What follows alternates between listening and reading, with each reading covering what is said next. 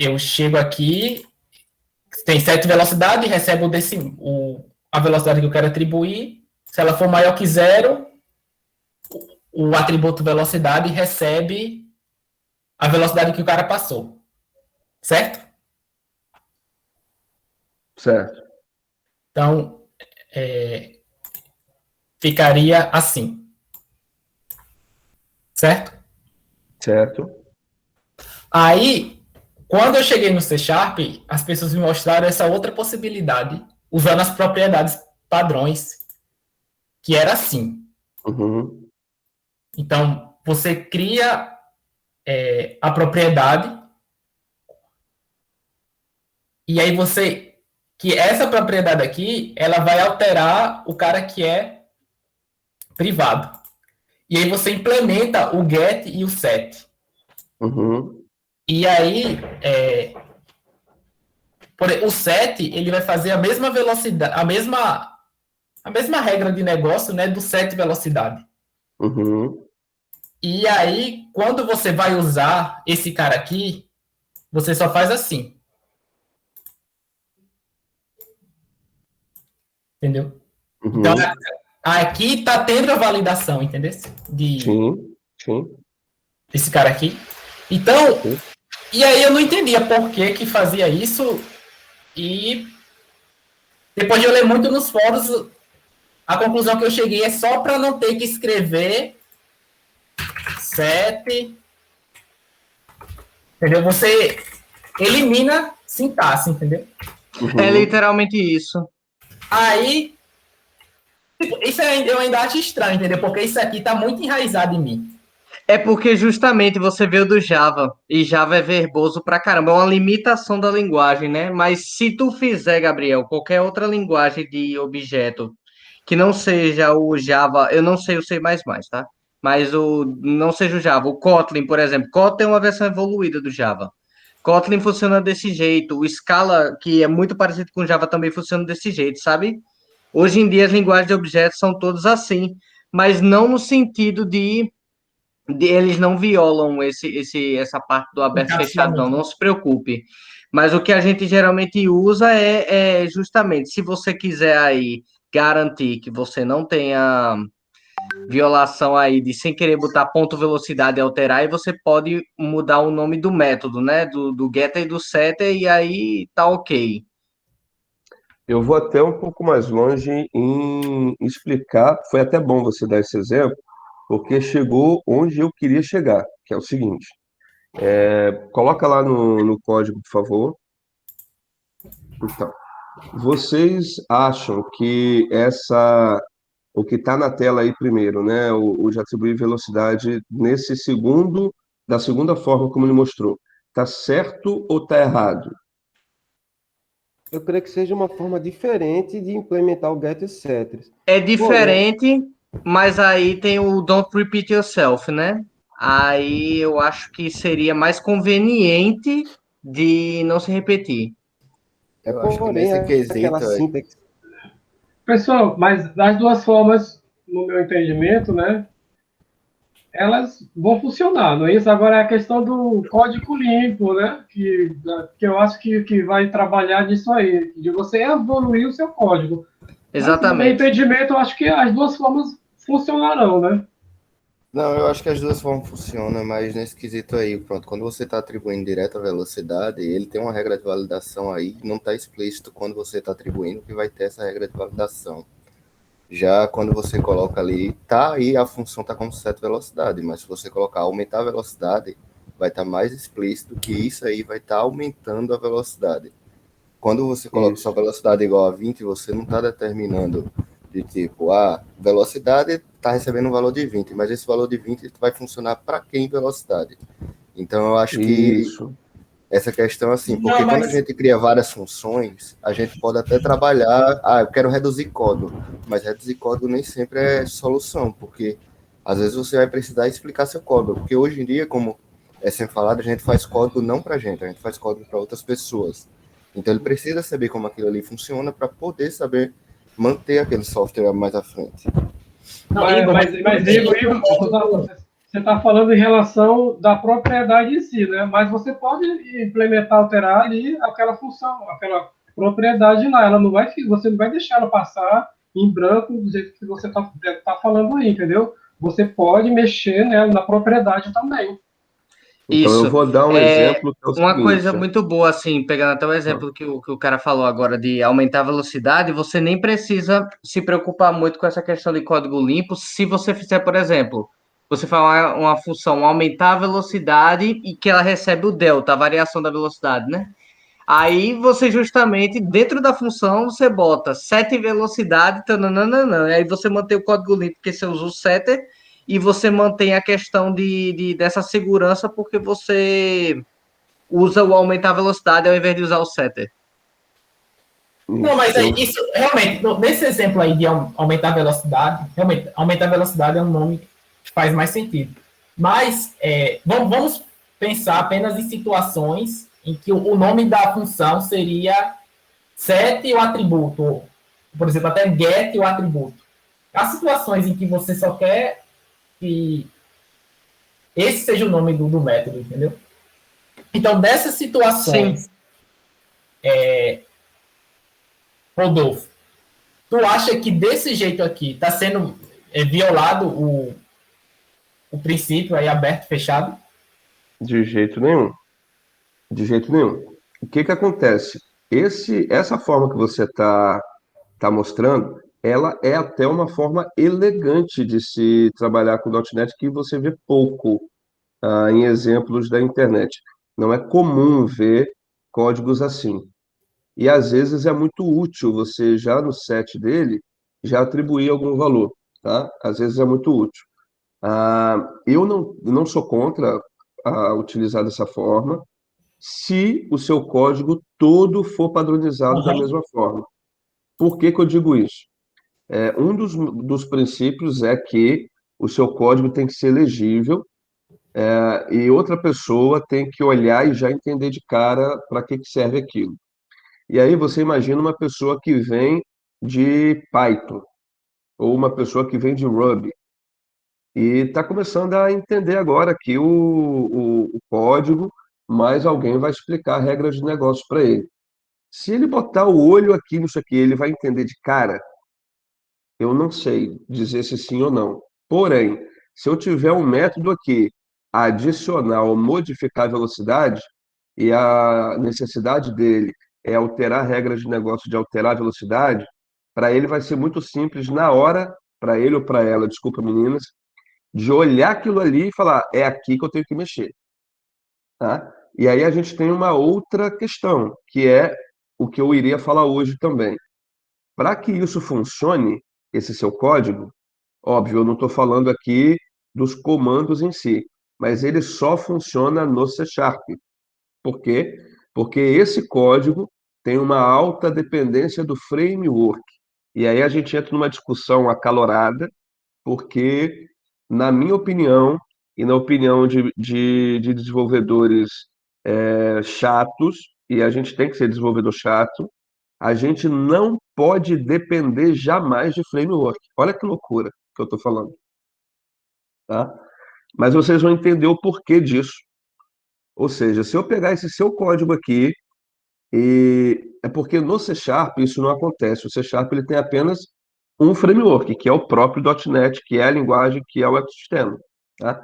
Eu não conheço Java, posso falar uma besteira aqui, mas eu sei que o Java tem, como é que chama, gente? Fala vocês que são do Java aí, quantos Spring. frameworks diferentes é o Spring, Spring Boot, e tem mais uma carambola de framework, certo? Rapaz, tem o Java Server Faces, que quase ninguém usa, e o Spring Boot, que é o que a maioria usa. O resto é outros frameworks para outras coisinhas mais específicas. Geralmente a gente usa esses dois. Então vamos falar de Mas PHP. Vamos falar um de excelente PHP então. exemplo, Rodolfo, o melhor exemplo que eu acho disso é o de JavaScript, que é o mundo de programação mais caótico, em É, minha opinião.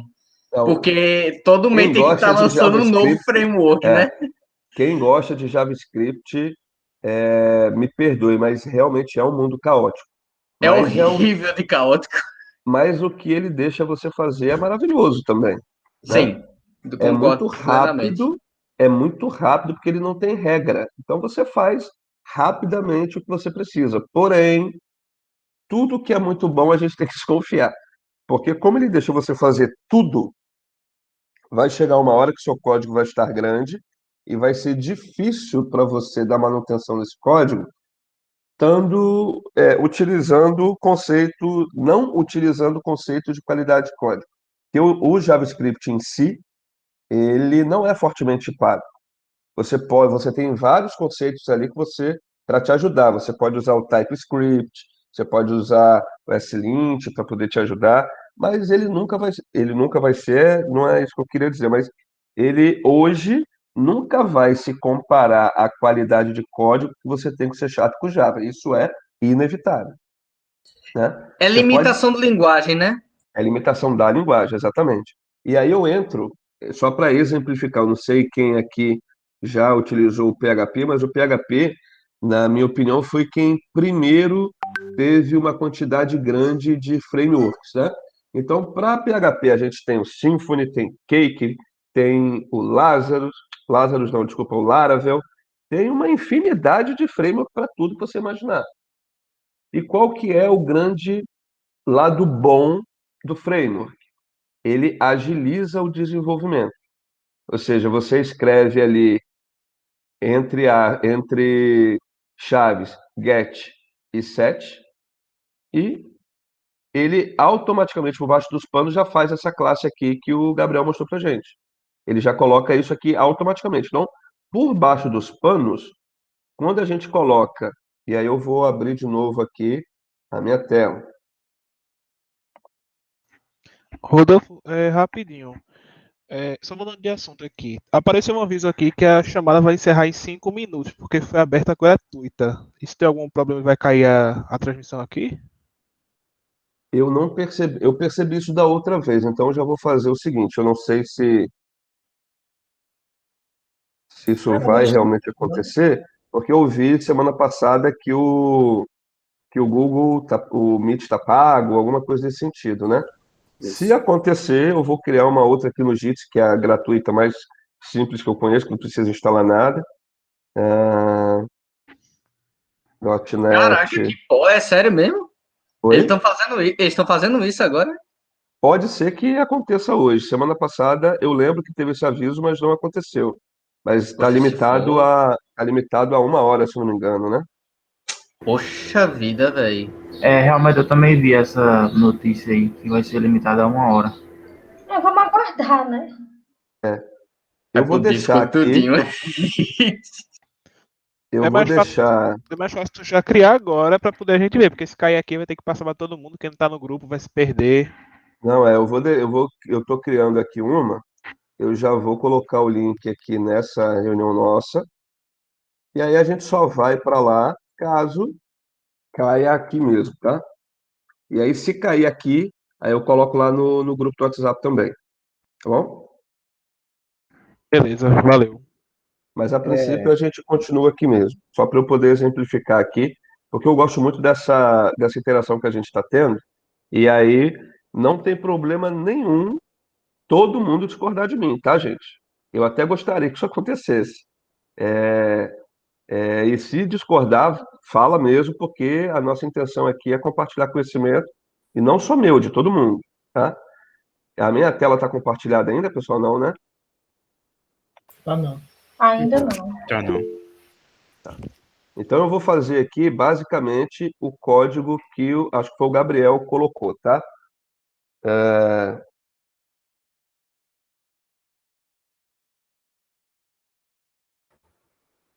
É, Rodolfo, é rapidinho.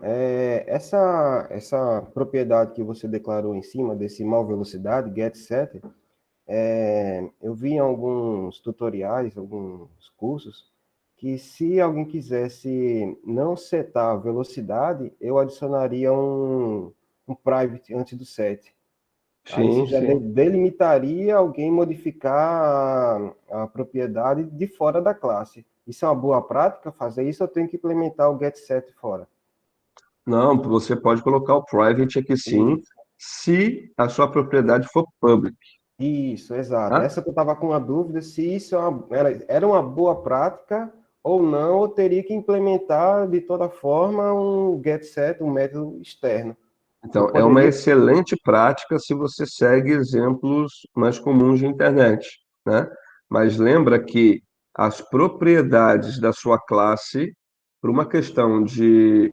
E aqui, gente, eu vou tratar como se fosse boas práticas, mas não significa que é o jeito certo ou o jeito errado. Eu quero deixar isso muito claro. Não é jeito certo ou jeito errado. Tudo é jeito certo desde que você entregue aquilo que foi pedido para você entregar, tá? O que a gente tem a preocupação é que você entregue com qualidade.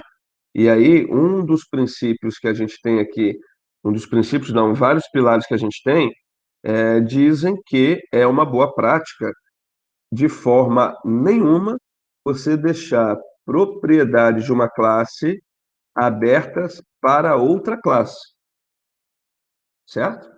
Então, significa que de fora da minha classe veículo, jamais, em hipótese alguma, nenhuma classe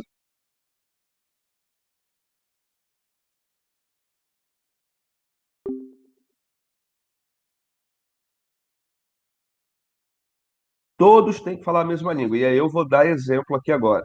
Imagina que você fez um sistema, e aí você tem a classe cliente, tá? Então, você definiu que aquela classe cliente ali tem os métodos dela, as propriedades dela, e etc, etc, etc. Para você, quando o seu time for conversar, quando todo mundo falar cliente, todo mundo já vai saber que se trata daquela classe, certo? Só que você está fazendo um sistema de notas escolares.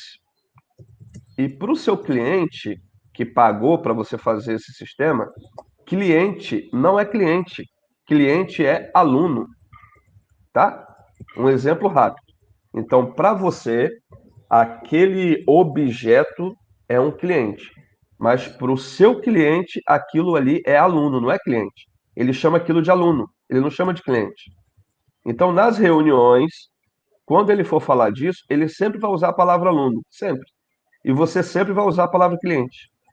Concordam que o aluno é uma espécie de cliente, mas quando vocês usam palavras diferentes, isso em algum momento vai trazer algum problema?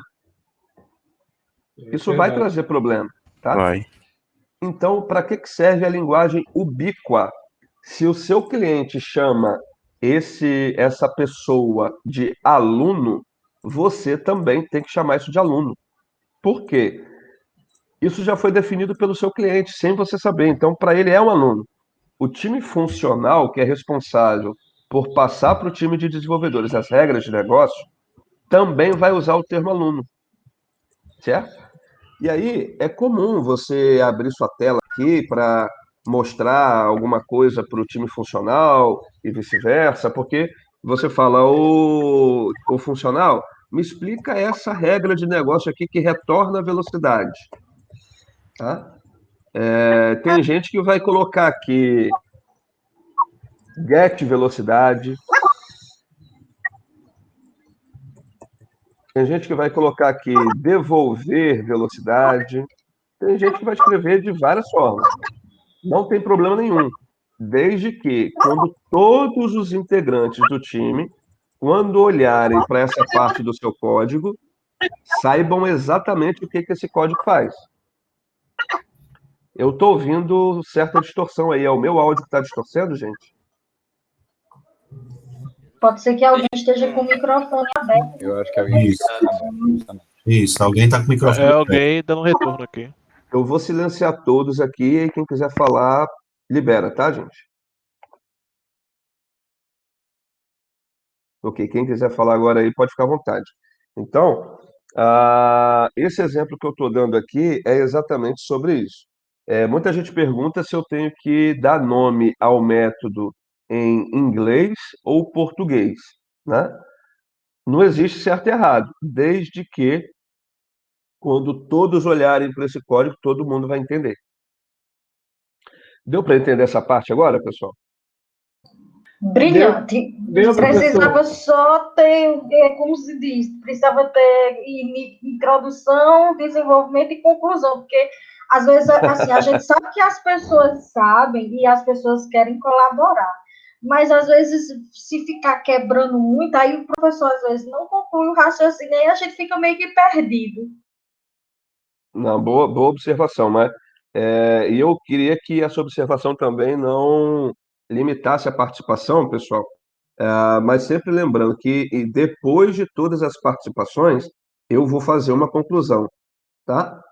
Então, continuem colaborando. E aí, agora, para concluir mais uma vez, ficou claro aqui. Oi? Eu queria dar um adendo aí quando o senhor falou sobre colocar em inglês ou português, né? Aham. Se todos da equipe, se for uma equipe de programadores, vamos dizer, brasileiros, e que esse código nunca saia para uma outra nação para ser codificado, pode, né, ou deve ser em português, mas eu já peguei uma situação onde tinha um membro da equipe que era da Índia. O cara é fera em programação, né? E o código que a gente estava fazendo tinha que ser em inglês para ele poder entender lá do outro lado, para ele poder fazer as alterações. Olha só a importância da linguagem ubíqua, tá? A linguagem ubíqua é exatamente isso. Todos do time têm que falar a mesma língua. E aí, se eu tenho um membro que fala uma língua nativa diferente da minha língua, ele faz parte do meu time. Se eu utilizar a língua dele, todos do time, cliente, PO, Scrum Master, todo mundo vai continuar entendendo? Todo mundo vai falar a mesma linguagem? Se sim, é a forma adequada a se trabalhar. Agora, se a vinda desse desenvolvedor, que vai me obrigar a desenvolver em inglês, vai trazer prejuízo para o meu cliente que não sabe falar inglês? Vai. Então a gente tem que encontrar um outro meio termo aqui, porque o principal vetor do nosso trabalho é o cliente. E o cliente fala a língua dele. Se o cliente fala a língua dele e você for traduzir tudo que ele fala, é um passo também. Então, ele fala adicionar estudante, né? Se no seu código tiver o método add student e para todos os desenvolvedores isso estiver ok, perfeito, não é um problema. Mas quando todos os envolvidos no desenvolvimento olharem para aquela parte e todos entenderem, significa que seu código está bom. Você está usando a linguagem ubíqua ali. Se um membro não entender, é porque você falhou em algum momento. Você que eu digo time. O time falhou em algum momento. Porque todos os membros, quando olharem, têm que de cara identificar o que aquilo faz. Deu para entender? Eu sei. Alguém quer fazer algum comentário aqui sobre isso, pessoal? Eu queria. Aí, Rodolfo, quando eu te mostrei lá o exemplo, né? Eu estava querendo mais a tua opinião. Tipo, eu não, tipo, defendo nenhuma bandeira, entendeu? Eu queria, tipo, como tu é uma pessoa que tem muita experiência, eu queria escutar o que é que tu acha. Não, e agora eu vou voltar um pouquinho naquele exemplo que você deu para finalizar um entendimento que faz parte de mim pessoalmente, tá, gente? Que eu comecei a falar um pouquinho sobre os frameworks e não concluí. E a Juju depois vai reclamar comigo, né, Juju? Não, professor, desculpa, é porque assim, olha, veja só, o Gabriel está falando de uma coisa que era bem importante, né, para a gente. E assim, outra coisa, eu sei que tem muita gente que sabe muito, isso é legal. Todo mundo que quer conquistar uma vaga quer deixar de ser liso, beleza. Mas assim, tem gente que ainda não entende Desculpa, muito Juju. código. Desculpa, Oi? Juju.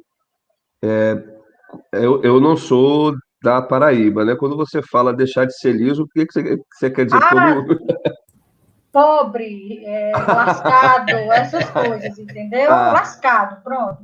Então, tá. assim, a gente entende que todo mundo, todo mundo aqui é um treinamento, né? A gente está, na verdade, como você disse, não é uma coisa muito evoluída, isso vai depender do quanto a gente vai estudar por fora também, né? Então, é como se diz, é um treinamento. Então, assim, aquela visão que você deu na primeira aula foi uma, o Gabriel trouxe essa, que foi muito bom, foi outra forma de mostrar, e a partir do exemplo dele, surgiram diversas outras dúvidas, né? E até gostei do termo do código elegante, né? Então, assim, era só isso, porque às vezes o professor começa com um raciocínio, aí se a gente for quebrando, aí no final tá tudo misturado. É como se fosse aquele código macarrônico, sabe? Tudo meio assim, mas tudo bem. Desculpa aí, gente. E lembrem-se que existem pessoas que ainda entendem só um pouquinho de Java, mas estão querendo aprender outra coisa, que assim é normal. Mas é por aí. Não, fica à vontade sempre para fazer esses comentários, Juju.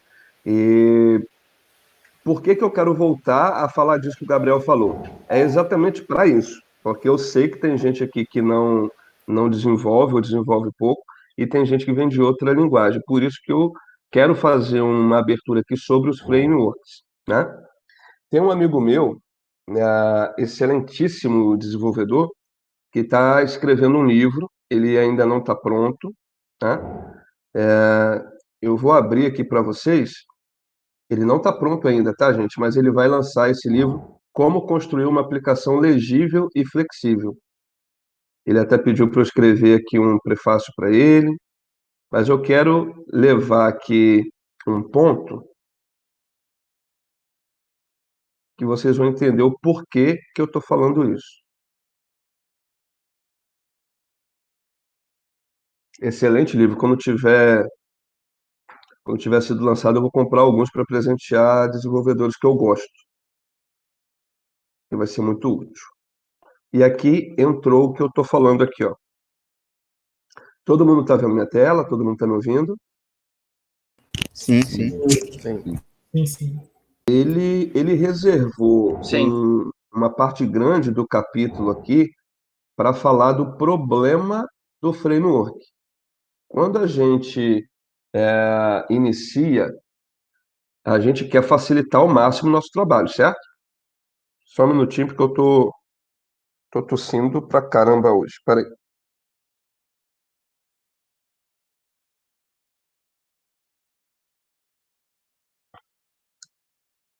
Qual que é a questão?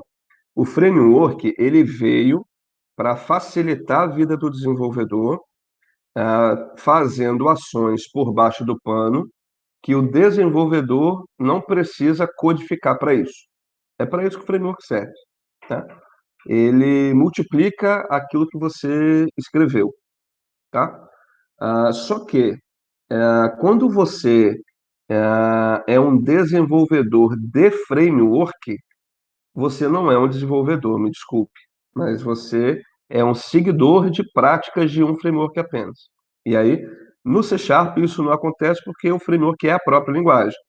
Mas no PHP, por exemplo, o código que você usa e a forma como você desenvolve no Symfony não funciona no Laravel e vice-versa, tá? E o que eu quero dizer com isso? É muito comum você ver na hora da contratação, hoje em dia, vou falar do PHP de novo, né? Desenvolver vaga para desenvolvedor PHP. Ok. E aí vem lá os candidatos, etc, etc. E aí, na hora da entrevista, você fala, olha, a gente vai utilizar o framework Laravel aqui nesse projeto, né? E aí o candidato fala, não, mas eu só uso Cake PHP, eu não sei usar Laravel, não. Ou então eu só uso outro framework aí, porque tem vários, né? E não sei usar esse aí, não. Qual que é o problema, gente? O desenvolvedor, ele desenvolve código, independente de framework, tá? Independente de framework, porque framework você aprende. Não é que é fácil ou difícil, mas framework você aprende. Porém, o principal é a linguagem de programação. Então, você desenvolve C#, você vai aprender o framework de C# caso você precise dele. Você desenvolve em PHP puro, né? Igual copinho de açaí.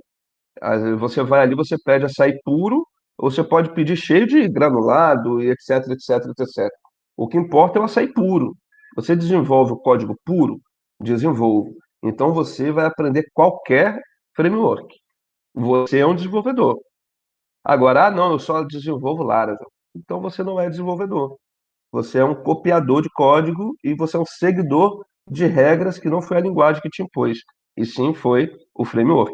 E aí, qual é o problema disso? Por que eu estou falando isso? Nesse código aqui, e isso não é um problema não, tá, Gabriel? Eu só estou exemplificando aqui para que fique claro o meu entendimento sobre essa parte. Esse código aqui, ele é altamente dependente do framework, porque o framework vai entender o que é get e o que é set. Tanto que eu tenho a variável value, que é o valor que eu estou fazendo get ou set. Tá? Então, ele é altamente dependente do framework. No caso do C Sharp, isso não é um problema, porque o C Sharp tem um framework padrão. Tá? O que que esse aqui de cima faz? Exatamente a mesma. Aqui é a velocidade que é a altura, eu só estou falando de como codificar. O que esse trecho do código aqui faz, nada mais, nada menos é o que essa parte do código aqui faz, que o Gabriel mostrou. Então, o framework por baixo dos panos, quando eu for utilizar, já entende que esse getzinho aqui, ele vai pegar o valor dessa variável aqui. E o set, eu vou atribuir o valor a essa variável com esse nome aqui. Simples assim. Isso aqui é um exemplo claro de facilidade que algum framework te proporciona, tá? Ótimo. Depois que eu terminei essa explicação, o que que eu queria falar? Que alterar velocidade e... Vou colocar setar velocidade aqui. Não, aqui não é setar, aqui é pegar. Eu vou colocar assim, pegar, tá? Pegar velocidade faz o que por baixo dos panos o framework faz aqui. E alterar a velocidade faz o que por baixo dos panos o framework faz aqui. Eu não gosto de ficar na mão de ninguém quando eu faço alguma coisa. Porque vai que a linguagem sofre uma atualização de versão e a forma como... E isso é comum, tá, gente? Por isso que eu estou enfatizando bastante esse ponto aqui. E a forma como eu até agora utilizava o get, agora mudou, né? Mudou. O meu código vai ter que mudar em um monte de lugar, tá? Porque eu estou fortemente dependente do framework, ok? Agora, quando eu faço métodos próprios que eu mesmo desenvolvi na mão, na unha, eu nunca vou sofrer alteração quando tiver uma melhoria de código, uma versão nova do framework. Eu nunca vou sofrer. Deu para entender a diferença do porquê que a boa prática hoje incide em criar métodos para alterar e verificar valor de propriedade? Professor, que Sim, inclusive pegar velocidade e alterar a velocidade, um programador, sei lá, uma equipe de outra linguagem, qualquer linguagem, está entendendo o que vai acontecer aí. exatamente. Esse é o ponto. São dois pontos aqui. A independência do framework, porque a dependência é um problema técnico para o desenvolvedor, né? O exemplo que eu citei. E um exemplo que eu vou dar agora vai ficar claro para vocês, na verdade, para quem já vem do .NET, né? Mas vou exemplificar. O .NET eu falei na semana passada que ele tinha uma versão principal, que é o .NET Full Framework, e eu vou até abrir aqui o site do .NET.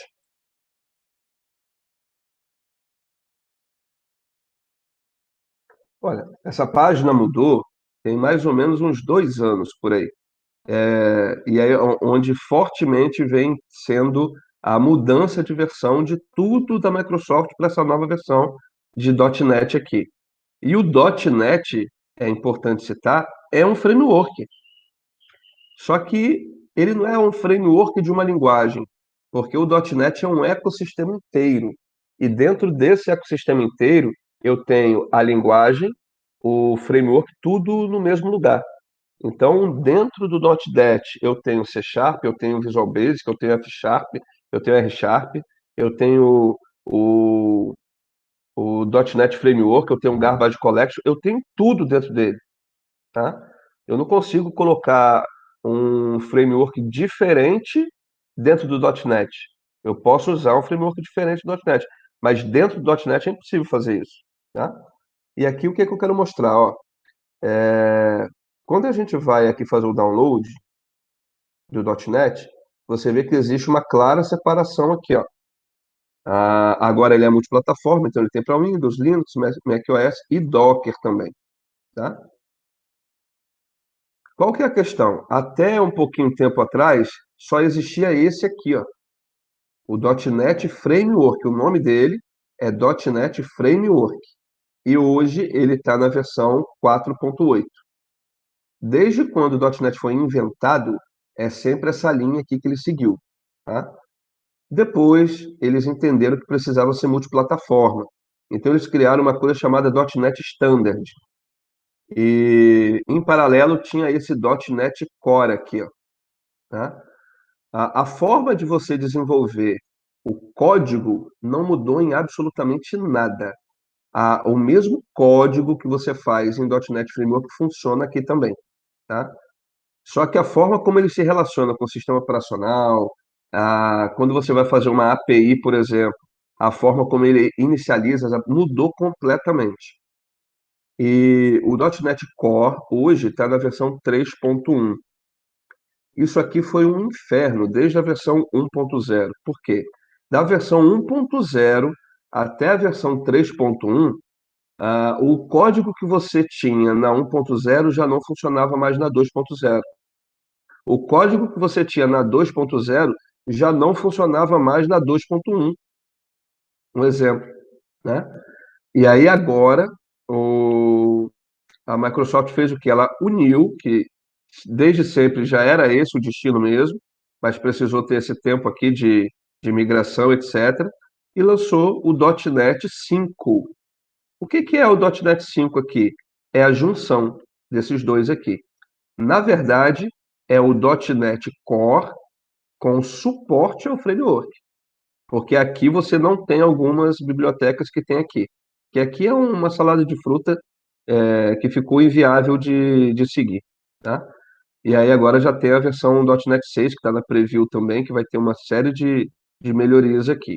E aí por que que eu estou falando isso de novo e estou enfatizando, e para algumas pessoas pode até parecer que eu estou perdendo tempo. Eu falei que do .NET Core 1.0 para o 2.0, o seu código ele não funcionava mais, né?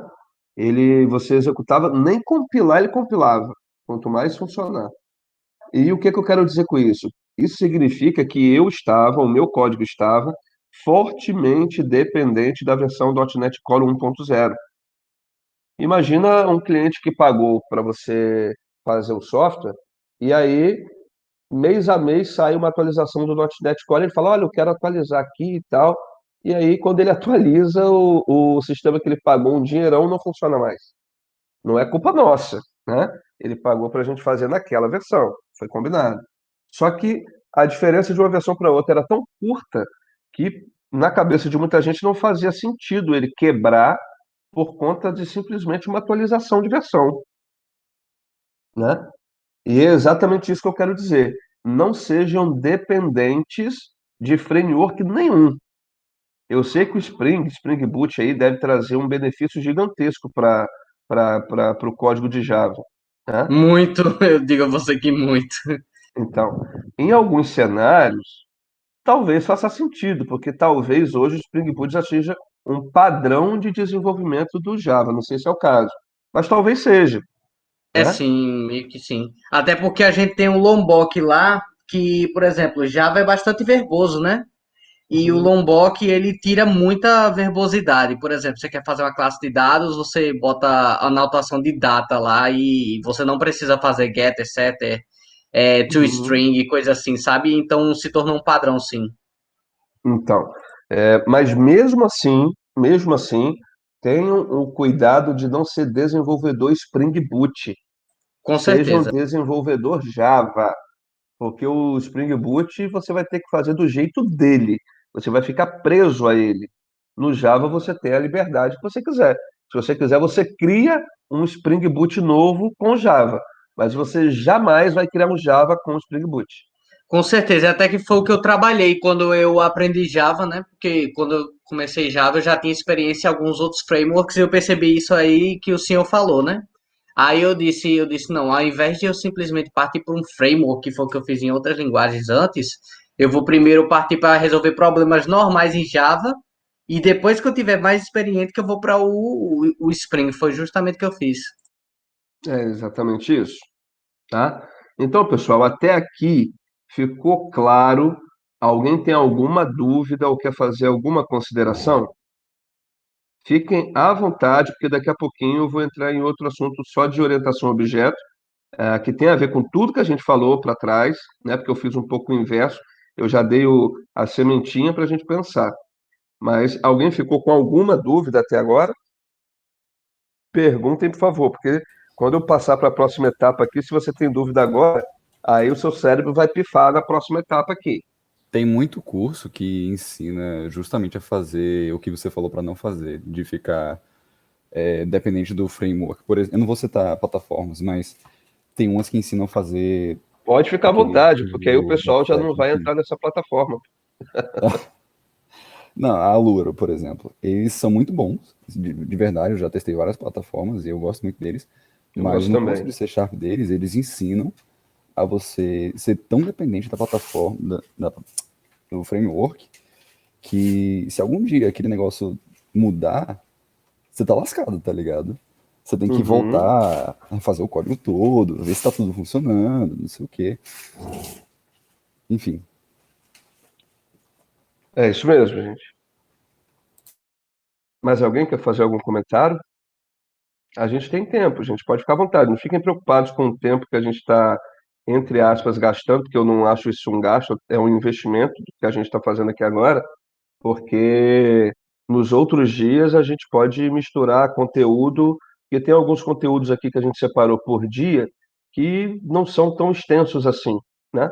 Então, por isso que eu estou focando bastante nessa etapa aqui, para que todo mundo tenha o conceito bem enraizado da boa prática, da linguagem ubíqua e etc, etc. Então, fiquem à vontade, vamos participar. Quem tem alguma dúvida, fala, por favor. Ô Rodolfo, me tira uma dúvida. Nesse caso aí do 5, do .NET 5, quando lançar o 6, tem a probabilidade de acontecer essa mesma coisa do código não funcionar? Tem, tem porque a gente não sabe o que passa na cabeça da Microsoft, né? A gente não sabe o que se passa lá então, por isso que eu sempre oriento a gente utilizar o mínimo possível do framework.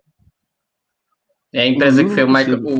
o Explorer, né? Então, Exatamente, o Internet Explorer. Então a gente nunca sabe. Hoje a Microsoft está muito voltada para o mundo open source, para multiplataforma, etc, etc, etc. Mas a gente tem que lembrar que é uma empresa privada que visa lucro, única e exclusivamente lucro. Então a gente não sabe se amanhã vai deixar de dar suporte ao Linux, por exemplo. Não sei. Ela seria muito louca se fizesse isso, porque vai receber uma enxurrada de crítica. Mas isso pode acontecer.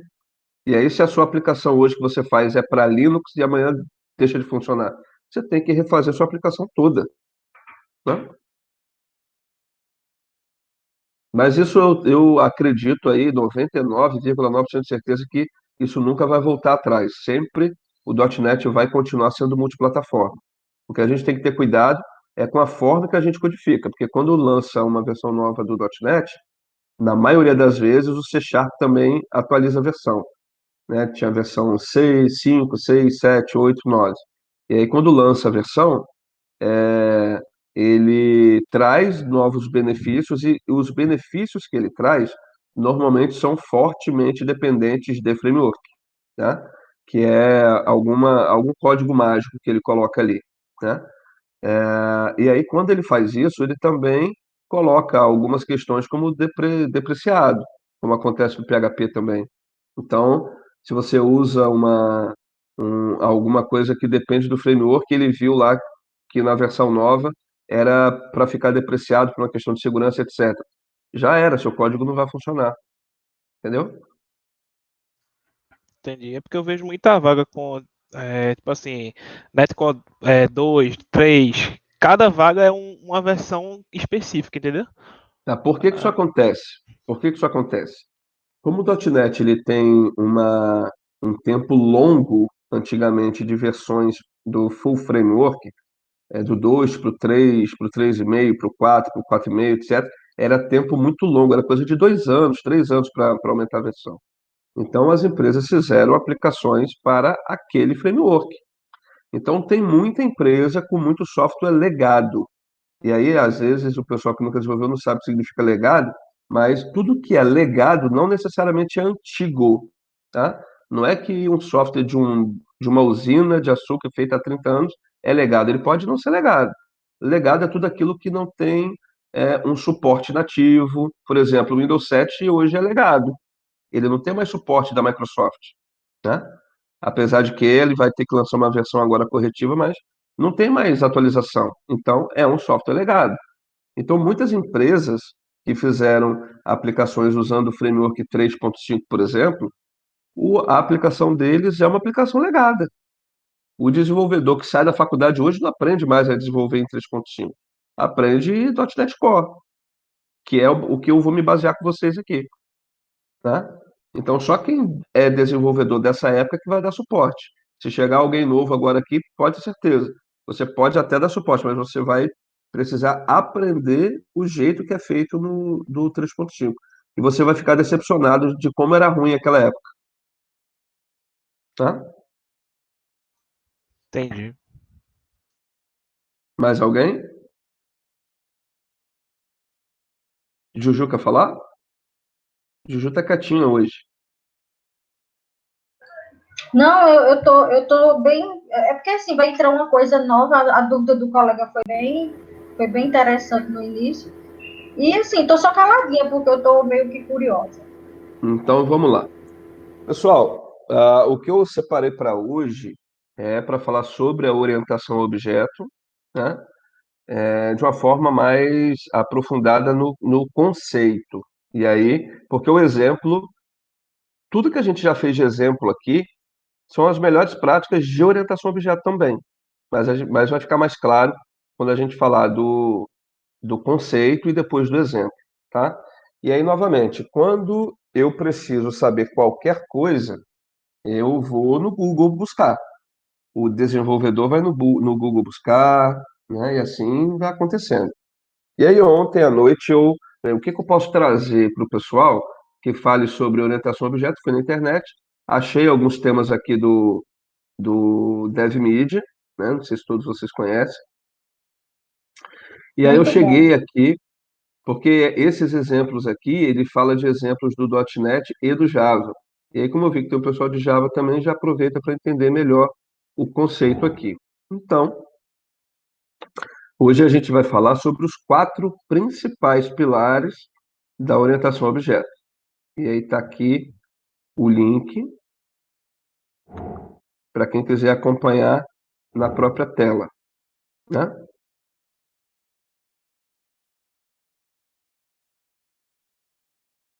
Primeiro, a gente tem que entender, foi muito difícil no meu início saber o que significava certas palavras que os desenvolvedores usavam, né? Paradigma, legado, tem algumas palavras que o pessoal usa e é difícil para quem nunca utilizou essa palavra no contexto de desenvolvimento entender para que serve. O pessoal falava muito, a interface para fazer um contrato. Ué, mas que contrato é esse? Contrato que a gente assina, né? É difícil alguns termos, né? Então, eu vou começar falando aqui sobre a programação estruturada e a programação orientada a objeto, só para fazer um relacionamento entre eles dois, porque esses dois são paradigmas de desenvolvimento. Tem um paradigma estruturado e orientado a objeto. O estruturado foi como eu comecei, e eu acho muito errado começar com estruturada para depois de orientado a objeto. Já tem que, hoje em dia, nas faculdades, você já ir direto para orientada a objeto. Não faz sentido começar com estruturada. E o que é linguagem estruturada? Você consegue desenvolver orientado a objeto já desde muito tempo. O paradigma orientado a objeto ele não é recente, ele é muito antigo, para falar a verdade, né? Mas a primeira linguagem que trouxe conceitos de orientação a objeto que se popularizou fortemente foi o C++, né? Só que isso já era conceito muito antigo já, de muito tempo mesmo. E Pascal, por exemplo, a linguagem que eu comecei a estudar, é uma linguagem estruturada. Você consegue fazer funções, etc., mas o padrão é estruturado. E o que significa o ser estruturado aqui, ó? Aqui embaixo nessa imagem, ele diz que eu tenho dados globais e todos os procedimentos consomem desse dado global aqui, ó. O seu código, ele é do início ao fim uma coisa só. Ele não é separado por responsabilidade, é uma coisa só. E na orientação a objeto, eu tenho pedaços específicos para cada propriedade métrica. É o que a gente chama de contexto, né? Eu tenho contextos separados, tá? Aqui ele está falando que a linguagem C é a principal representante da programação estruturada, porque tem a C e a C++, né? Mas já dava para começar a fazer alguma coisa orientada a objeto no C. Dava para fazer, tá? Deixa eu passar aqui um pouquinho, porque eu quero falar sobre os pilares aqui agora, não de história. O primeiro pilar é a abstração. E aí tem aqui um pouquinho do texto. Eu vou ler realmente o que está escrito aqui, e para cada pilar a gente vai debater um pouquinho, tá? Então, abstração. A abstração consiste em um dos pontos mais importantes dentro de qualquer linguagem orientada a objeto. Como estamos lidando com a representação de um objeto real, isso é importante, o objeto ele tem que ser a representação de um objeto real mesmo. Eu não posso ter um objeto mente mesmo, que está dentro do cérebro. Eu tenho que ter uma representação de algo que existe no mundo real, tá? O que dá nome ao paradigma, né? Temos que imaginar o que esse objeto irá realizar dentro do nosso sistema. São 3 pontos que devem ser levados em consideração nessa abstração. O primeiro ponto é darmos uma identidade ao objeto que iremos criar, tá? Essa identidade deve ser única dentro do sistema para que não haja conflito. Eu dei um exemplo lá na aula passada, né? Na maior parte das linguagens há o conceito de pacote, né? Ou namespace. Namespace eu também mostrei porque esse foi o conflito que eu quis demonstrar. Nessas linguagens, a identidade do objeto não pode ser repetida dentro do pacote ou namespace, e não necessariamente no sistema inteiro. E aqui a gente pode criar um problema, né? Mas se você usar os conceitos aí das boas práticas, isso deixa de ser um problema. Nesses casos, a identidade real de cada objeto se dá por. A segunda parte diz respeito às características do objeto. Como sabemos, no mundo real, qualquer objeto possui elementos que o definem. Dentro da programação orientada a objeto, essas características são nomeadas propriedades. Por exemplo, as propriedades de um objeto cachorro poderiam ser tamanho, raça, identidade e idade, né? Por fim, a terceira parte é definirmos as ações que o objeto irá executar. Essas ações ou eventos são chamados métodos, tudo aquilo que tem abre e fecha parênteses, né? Esses métodos podem ser extremamente variáveis, desde acender em um objeto lâmpada até latir em um objeto cachorro. Ok? Excelente. O que vocês querem debater sobre esse pilar aqui de abstração? Alguém ficou com alguma dúvida do texto lido? Se não ficou, eu passo para o próximo aqui e no final a gente fala também, tá? Agora a gente fala. Tá todo mundo me ouvindo, pessoal? Sim. Tá, tranquilo, professor. Ok. Esse aqui é o que eu mais gosto, né? É o que eu mais gosto e que os desenvolvedores, na maioria das vezes, também mais gostam do conceito do orientado a objeto, é o encapsulamento. Então, eu vou de novo ler o texto e aí no final lá a gente debate um pouquinho. O encapsulamento é uma das principais técnicas que define a programação orientada a objeto. Se trata de um dos elementos que adicionam segurança à aplicação em uma programação orientada a objetos pelo fato de esconder as propriedades, criando uma espécie de caixa preta. Será que tem a ver com o que eu falei um pouquinho atrás? Hã? O Tem sim. encapsulamento é exatamente aquilo. Ok. A maior parte das linguagens orientadas a objeto implementam um encapsulamento baseado em propriedades privadas, ligadas a métodos especiais chamados getters e setters, que irão retornar e setar o valor da propriedade, respectivamente. E aqui a gente tem o uso do framework, né? É impossível você ter getters e setters sem framework. Alguém discorda? Ok. Depois a gente fala sobre isso aqui também.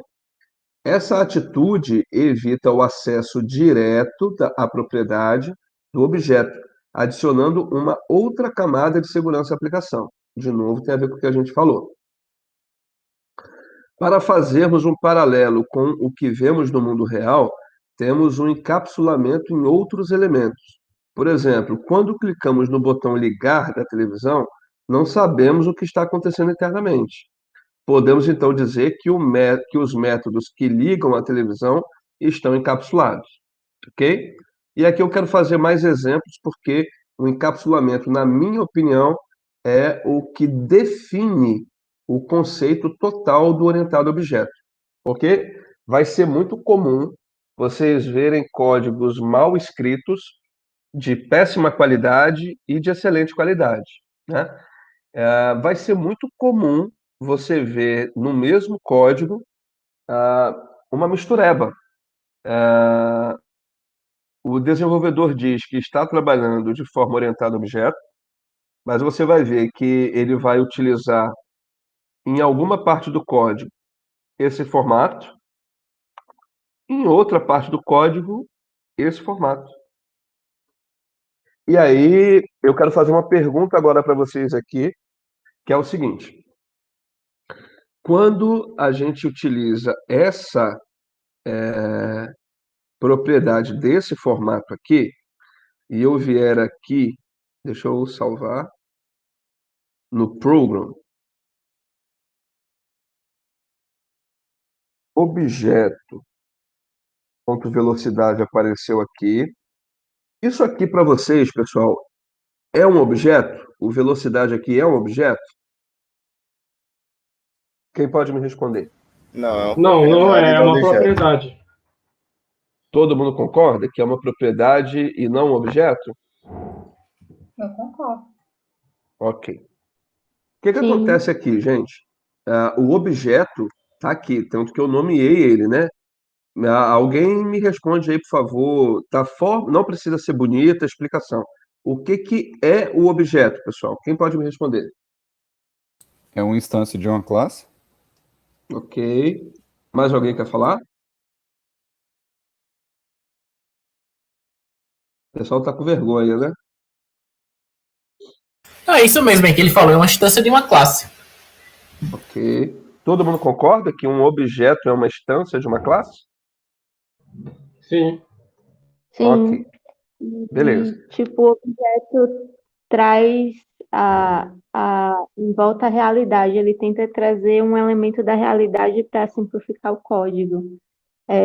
Tipo, uma pessoa poderia ser um objeto, ou um cliente poderia ser um objeto, e através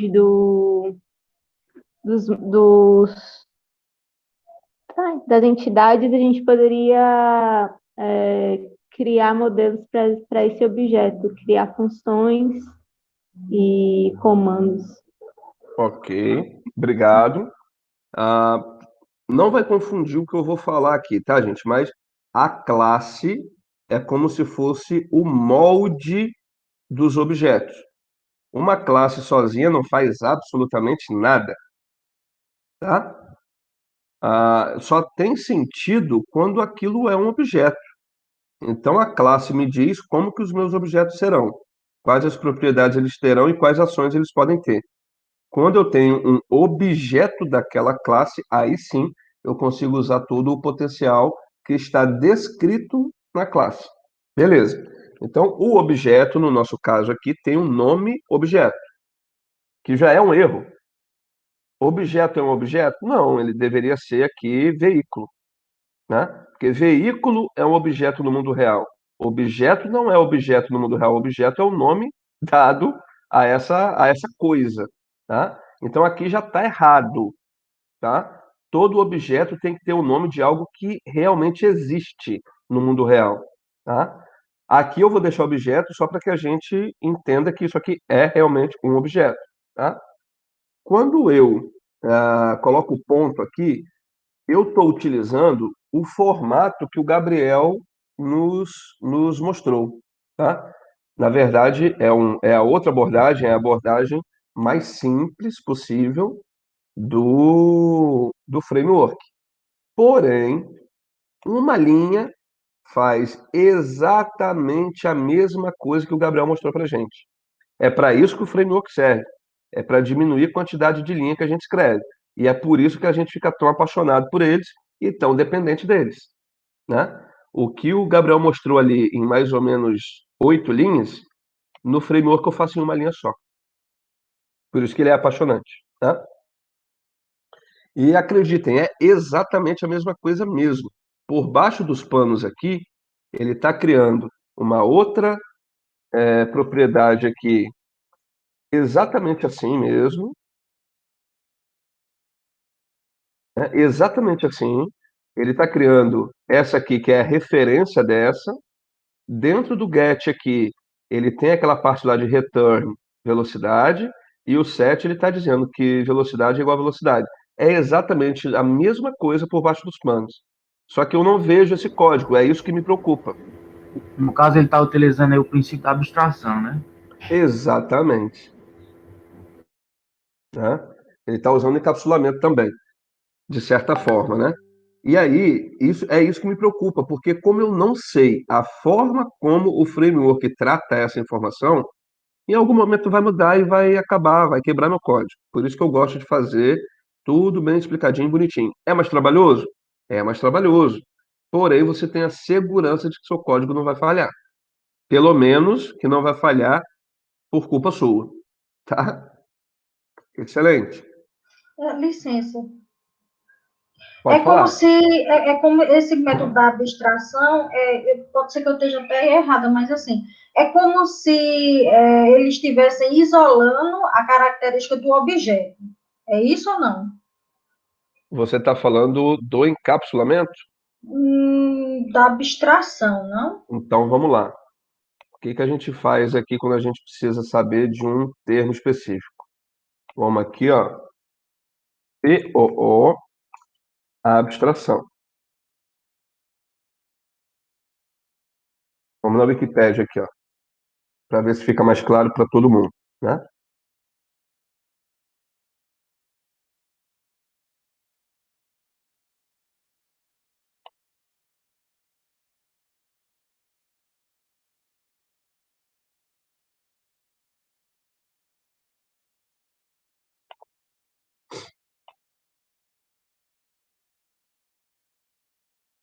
Esse aqui é o que eu já estou vendo. Vamos ver esse aqui. Eu estou fazendo exatamente o que qualquer pessoa que precise de algo faria para buscar na internet, tá, gente?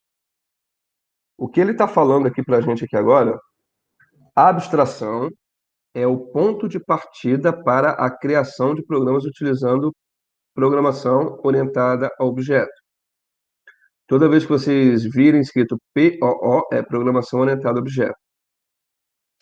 Trata-se da capacidade de extrair dos personagens ou dos itens presentes no contexto suas principais características, criando dessa forma objetos.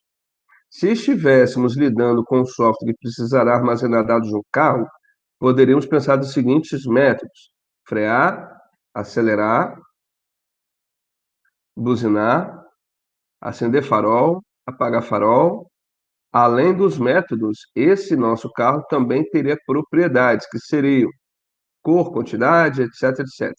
A abstração é, portanto, a captura das principais características do personagem ou item envolvido no contexto, de forma que elas possam ser facilmente descritas em uma classe, que gerará um objeto. Apenas isso. A abstração, ok? Quando eu falo de encapsulamento, eu estou falando de esconder subações. E aí eu vou voltar aqui para o livro do meu amigo Jonathan. Deixa eu ver se eu acho aqui.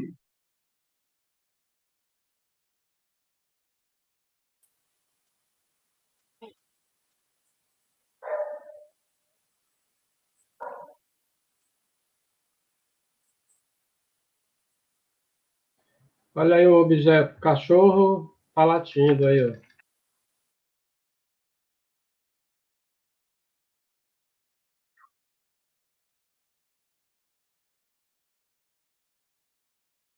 Olha, o encapsulamento que o exemplo do livro traz, olha, encapsulamento, eu não estou falando de abstração, tá? Estou falando de encapsulamento.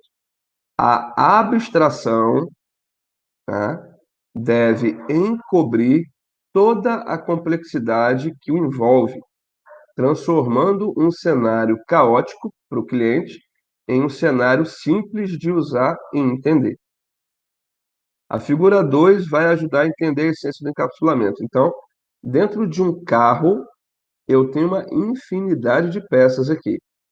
O carro está completamente desmontado, tá? O que a imagem mostra é que um carro é formado por várias peças menores, que em conjunto fazem ele existir e funcionar. Cada peça é equivalente a um subsistema ou compõe um subsistema do carro, ok? Se olharmos através da perspectiva do motorista, para fazer um veículo andar, basta que ele pressione o pedal de acelerador.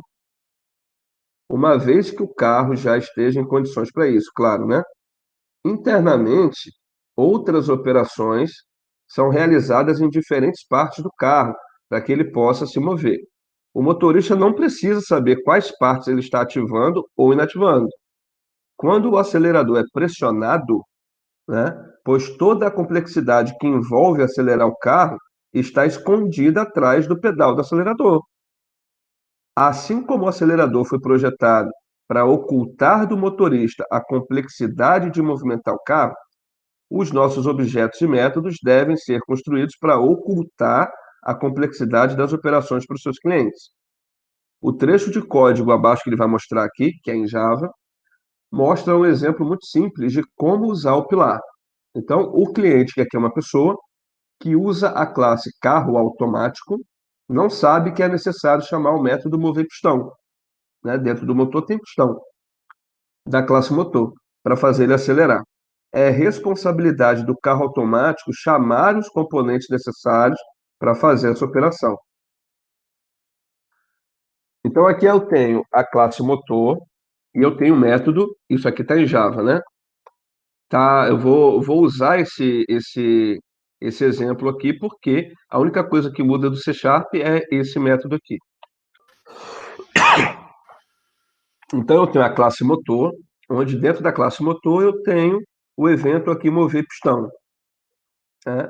Eu tenho a classe carro automático, que tem o motor, e o carro automático tem o método acelerar. Dentro do método acelerar, eu tenho o mover pistão do motor. E eu tenho pessoa. Dentro da pessoa aqui, da classe pessoa, eu tenho um carro automático e eu tenho aqui ir para casa, que é um método da pessoa. Não observem aqui se está certo ou errado, só para entender o conceito, tá? Quando eu quero ir para casa, o que eu vou fazer? Eu vou pegar o carro automático e vou acelerar. Quando eu acelero, dentro dele, eu venho para cá, ó, que é mover pistão. E dentro de mover pistão, eu venho para cá, que faz outra ação. E assim sucessivamente. O que o encapsulamento faz é que, na hora que eu vou usar o meu método principal, eu escondo toda essa complexidade que existe por trás dos comandos. Eu não quero saber se na hora que eu apertar o pedal, se ele vai jogar gasolina para o motor, se ele vai jogar fumaça para fora do escapamento, não sei se ele vai girar alguma coisa lá dentro do motor, né? Eu não preciso saber disso, eu só preciso saber que quando eu apertar o acelerador, ele tem que andar. Deu para compreender, pessoal? Deu, professor, acho que eu misturei os conceitos. Me desculpe. Não, a gente está aqui para isso mesmo. E foi excelente porque deu para explicar com o exemplo dele aqui, tá? E aqui eu também vou acabar pegando aqui. O senhor vai passar esse livro pra gente, de brinde? Não, esse livro não tá, como é que fala? Não está disponível ainda não, ele está em processo de construção. Estou ajudando ele, inclusive, a fazer a edição, verificar os códigos, etc, né? Eu não lembro aqui, ele me mandou. Cadê o que ele me mandou? Eu não lembro aqui onde está, não, mas eu vou lembrar. Eu vou passar para o próximo aqui do que a gente estava seguindo, porque o encapsulamento já foi. E no encapsulamento, alguém ficou com dúvida, pessoal? Até agora tá tranquilo. Mais alguém aí? Tem alguma dúvida? Não, tudo certo. Tranquilo por enquanto. Ok. Show de bola. E aí, pessoal, eu queria falar uma coisa que é o seguinte: é muito comum que se cobre que você saiba ah, os termos e os nomes. É muito comum você ver isso em entrevista, em prova. A pessoa quer que você saiba o que é encapsulamento, quer que você saiba o que é abstração, quer que você explique, quer que você saiba o que é herança.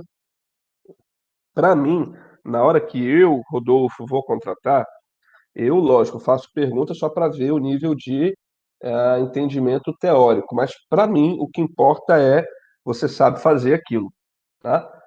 Eu estou passando esse contexto aqui, pessoal, só para que fique equânime aí o alinhamento, tá?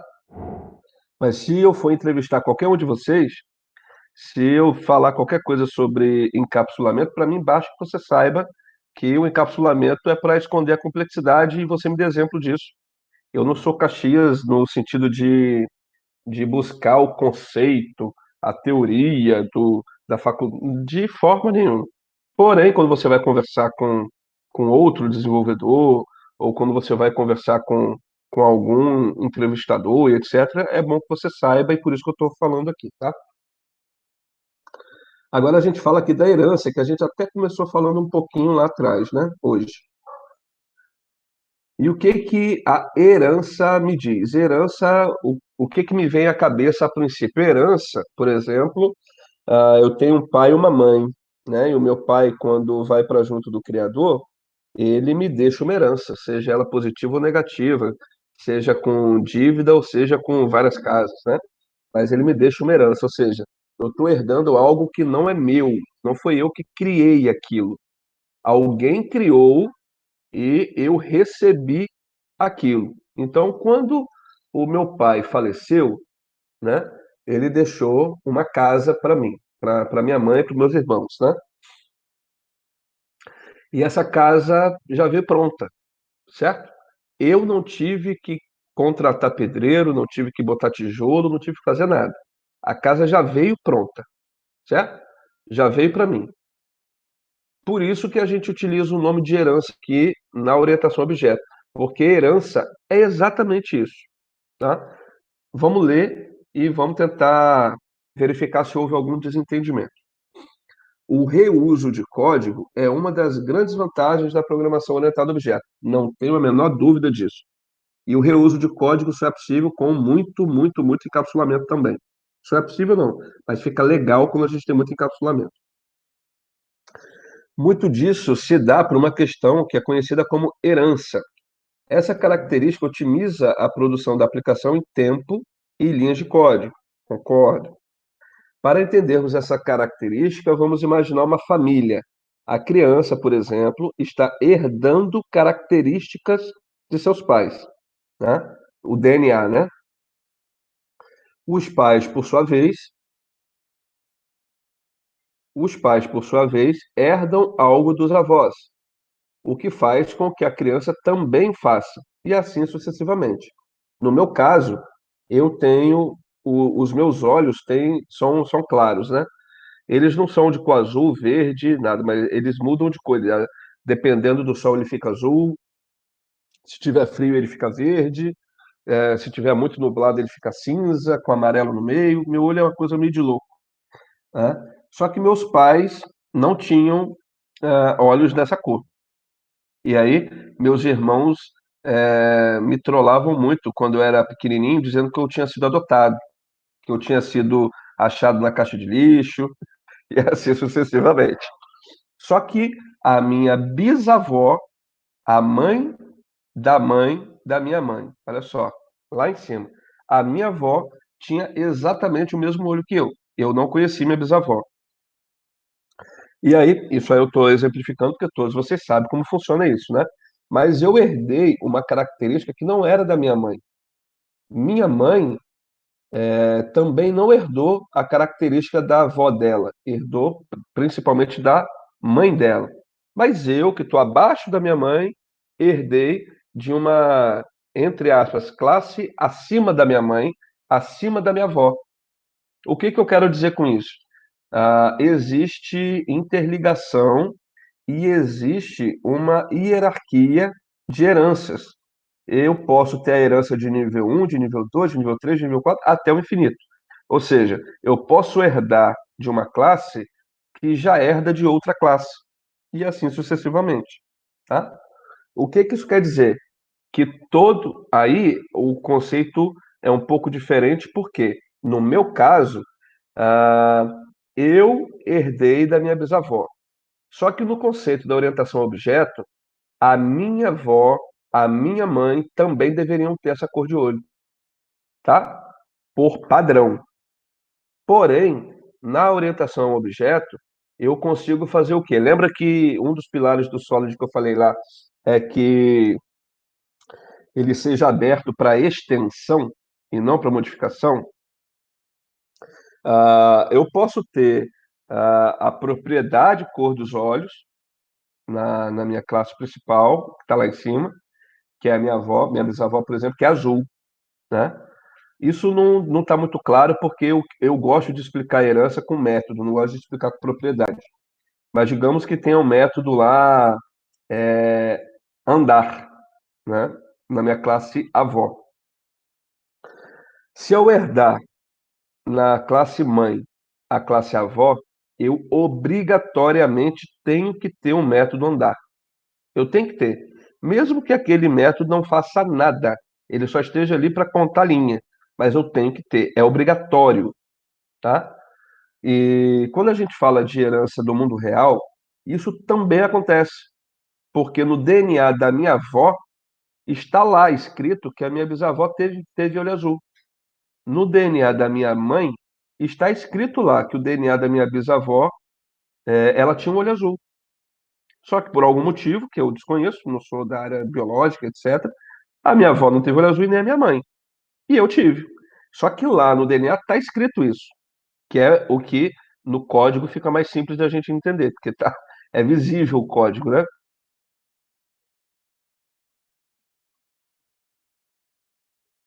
Acho que ele caiu, né? Caiu? Pedro. O professor caiu, olha. Bichinho, vamos levantar ele. Ajudem aí.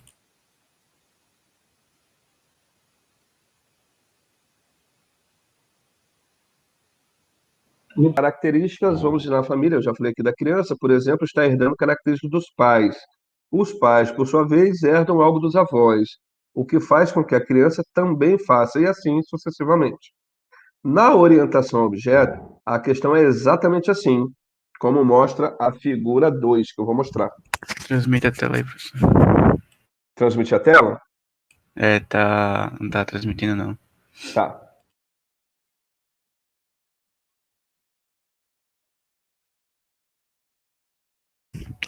Agora sim. Ok. O objeto abaixo na hierarquia irá herdar característica de todos e não é qualquer um ou outro. Herda todos os objetos acima dele, seus ancestrais. É obrigatório, herda todos mesmo, então você não tem escolha. A herança, a partir das características do objeto mais acima, é considerada herança direta, enquanto as demais são consideradas heranças indiretas. Por exemplo, na família, a criança herda diretamente do pai e indiretamente do avô e do bisavô, né? Estão mais acima do pai, tá? E aqui tem a figura, eu tenho o objeto 1, que seria o avô, tem o objeto 2 e o objeto 3, 4, 5, 6. O objeto 2 sempre vai herdar algo do 1 e o objeto 3 sempre vai herdar do 2 e do 1, tá? Mas principalmente do 2. O 1, quem está herdando é o 2. No 3, eu também herdo, mas a minha obrigação de implementar na minha classe 3 é de implementar tudo que está na 2. É a herança direta. Eu tenho aqui característica do objeto 1, mas na orientação, na programação orientada a objeto, a minha obrigação de repetir os métodos é do objeto 2, do que está diretamente acima. Vai ficar claro também com o exemplo, tá? A questão da herança varia bastante de linguagem para linguagem, e isso é verdade, tá? A gente está falando de C# aqui e eu estou lendo de Java. E aí, o que tiver diferente aqui, a gente vai concordar ou discordar. Em algumas delas, como C++, tem gente que chama C++, né? Tem gente que chama de C novo, né? Há a questão da herança múltipla. Isso essencialmente significa que o objeto pode herdar características de vários ancestrais ao mesmo tempo diretamente. Em outras palavras, cada objeto pode possuir quantos pais for necessário. Ok? Devido a problemas, essa prática não foi difundida em linguagens mais modernas, que utilizam outras artimanhas para criar uma espécie de herança múltipla. Outras linguagens orientadas a objetos, como C#, trazem um objeto base para todos os demais. A classe Object fornece característica para todos os objetos em C#, sejam criados pelo usuário ou não. Oi? Java é o mesmo jeito também. Tem a classe chamada Object, que dá a base de todos os objetos. Isso. E não necessariamente o objeto carro, ele vai ter algum método ou alguma propriedade da classe Object. O que vocês acham, pessoal? No caso aí, nessa questão aí da herança múltipla, eu vi que no C# diz que não tem. Tem ou não, professor? Fiquei na dúvida agora. Então, no C# ele tem. Você consegue herdar múltiplas classes na sua classe, sim. Não é do mesmo jeito que era no C++, tá? Mas você consegue herdar em um ponto só mais de uma.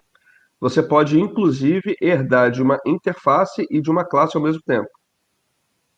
Aí vai depender da precedência.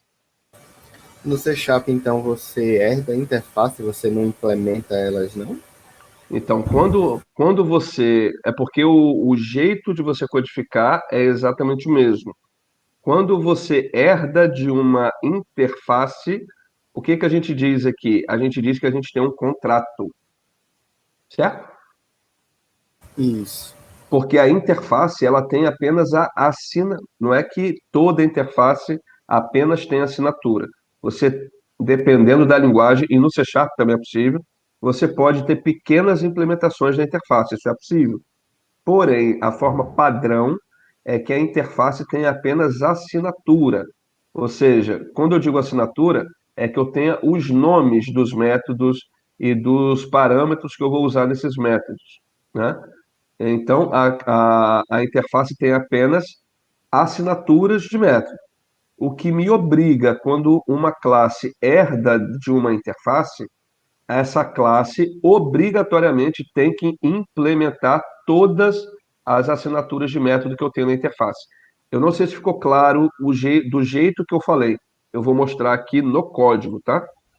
É uma coisa muito boa, professor, para poder entender essa parte que o senhor falou agora de assinatura, né, de interface, principalmente para quem não está habituado aí à linguagem objeto, vocês por fora darem uma treinada sobre o que é eu não sei como é que se nomeia em C# essa parte, mas no Java a gente chama de equals e hashcode, que justamente pega essa assinatura e compara, né, para garantir que é o mesmo objeto e tudo. Uhum. No C# a gente tem a referência de um objeto, a gente tem o próprio objeto e a gente tem um ponteiro na memória, né? Eu não sei se no Java é isso que você está falando. Basicamente o hashcode é um código que é gerado, tipo assim, com o nome da classe, com o nome do objeto e tudo, com as propriedades que ele tem, que ele pega cada bichinho daquela string e tudo, e ele calcula um número baseado nisso, que é a assinatura do objeto. Aí eu tô dizendo Entendi. assim, praticar com isso é muito bom para entender o que é a assinatura de um objeto. Que Entendi. justamente o senhor falou de assinatura de interface, né? Uhum. Entendi o que você falou. Professor, mas no caso, quando eu herdo, ela tem a assinatura lá, eu posso simplesmente, assim, entre aspas, implementar, só colocar a assinatura também? Sim, eu vou demonstrar isso aqui também. É obrigatório que eu tenha aquele método ali. Se vai ter uma implementação dentro dele, Entendi. é Assinar obrigatório que eu tenha assinatura. Entendi. Eu posso só E aí, colocar lá e ele não tem nada lá dentro. pode. E aí talvez esteja difícil de entender para algumas pessoas quando eu falo assinatura, e eu vou explicar aqui o que que é, tá? Porém, nós estamos aqui às 10 horas da manhã. Vocês querem fazer um intervalo agora ou querem fazer igual semana passada, das 11 horas? Ou na hora do almoço? O que vocês preferem? É melhor de meio-dia. Na hora do almoço, professor. Tá. Assim, se Eu não acho. tiver nenhum problema e as outras Não. pessoas concordarem. Não tem problema não. Eu vou pedir para vocês então, e aproveitem aí, eu vou pedir 10 minutinhos de pausa para vocês, porque eu tô com a garganta seca, tá Pode me ser. incomodando um pouquinho aqui, porque eu tô falando muito, né? Deixa eu só tomar uma água aqui, e aí vocês aproveitam também, vão no banheiro, tomam uma aguinha. 10 minutinhos a gente volta aqui, tá? Ok. Valeu.